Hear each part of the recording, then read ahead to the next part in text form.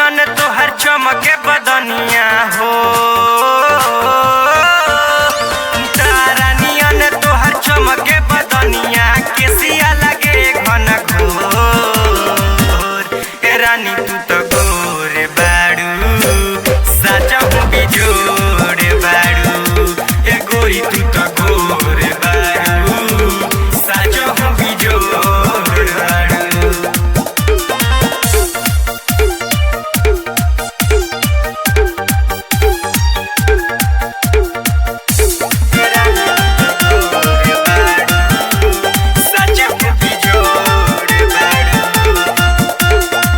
कमल जैसन बावे शरीरिया रहिया में चलेलू लागेलू नगिनिया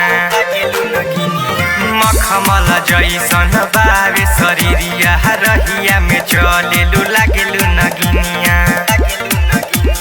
सुगनियन बावे ठोर हे रानी तू तो गोर बाड़ू सचा बिजोड़ बाड़ू ए गोरी तू तो गोर बाड़ू साचा बिजोड़ बाड़ू। खुशबू रिकॉर्डिंग स्टूडियो कहला बिशनपुरा बाजार मिक्स बाय इमाम बाबू।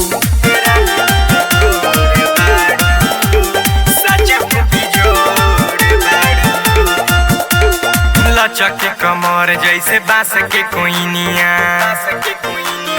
पीछे पड़ल बाड़े सोनू बिहरिया लचक के कमर जैसे बांस के कोइनिया पीछे पड़ल बाड़े रजनीश बिहरिया।